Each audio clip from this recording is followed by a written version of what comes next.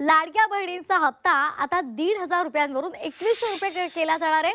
योग्य वेळी लाडकीला 2100 रुपये देणार अशी ग्वाही उपमुख्यमंत्री एकनाथ शिंदेंनी सांगितले। आर्थिक स्वातंत्र्य आपल्या लाडक्या बहिणींच्या खात्यामध्ये पैसे काढण्याचा अधिकार त्यांना दिला म्हणून त्यांच्या कुटुंबात पण त्यांची वट वाढलेली आहे। वाढली की नाही? समाजातही वाढली आहे। योग्य वेळीची कोणती आहे ती 5 वर्ष संपल्यावर आहे की निवडणूक 3 महिन्यावर असताना आहे, याचंही उत्तर सरकारने दिलं पाहिजे, शिंदे साहेबांनी दिलं पाहिजे।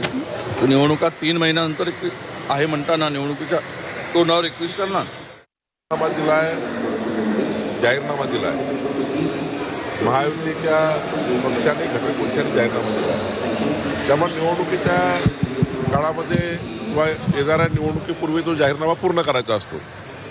कुठलाही जिल्हा शब्द, कुठलाही जिल्हा संकल्पनामा हा पुढच्या निवडणुकीच्या आधी पूर्ण करावा लागतो।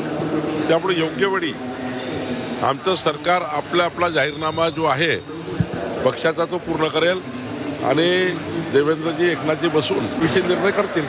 पुन्हा एकदा लाडक्या बहिणींसाठी अत्यंत महत्त्वपूर्ण जी अपडेट होती ती समोर आलेली आहे। फायनल लाडक्या बहिणींच्या खात्यामध्ये जानेवारी महिन्याचा हप्ता कधी मिळणार याची आतुरतेने लाडक्या बहिणी वाट बघत होत्या आणि त्याची जी तारीख आहे ती फिक्स झालेली आहे। सोबतच लाडक्या बहिणींना 21 रुपये देण्याचा जो वादा सरकारने केलेला होता तो कधी पूर्ण केला जाईल याचे प्रश्नसुद्धा तुम्हाला पडलेले असतील, तर त्या प्रश्नांची उत्तरसुद्धा एकनाथ शिंदे यांनी दिलेली आहेत आणि विरोधकांनी सुद्धा त्यांना प्रश्न विचारण्यात आलेले होते, त्यांनी त्या सर्व प्रश्नांची उत्तरे दिलेली आहेत। तर लाडक्या बहिणींना 21 रुपये देण्याची जी तारीख आहे ती सुद्धा जाहीर करण्यात आलेली आहे। लवकरात लवकर लाडक्या बहिणींच्या खात्यावरती 21 रुपयाचा हप्ता टाकला जाईल असे सुद्धा सांगण्यात येत होते। तर आता जानेवारी महिना संपण्यावर आलेला आहे, परंतु अजूनही लाडक्या बहिणींच्या खात्यामध्ये जानेवारीची रक्कम जमा झाली नाही आणि नवीन वर्षामध्ये नवीन वर्षाचे जे पैसे असणार आहे, नवीन हप्ता असणार आहे तो 21 रुपयाप्रमाणे दिला जाईल असे सुद्धा सांगण्यात आलेले होते। तर जानेवारी महिन्याचा हप्ता असणार आहे तो 21 रुपयानुसार तुम्हाला खात्यावरती जमा करण्याची जे आदेश आहे सरकारमार्फत देण्यात आलेले आहे।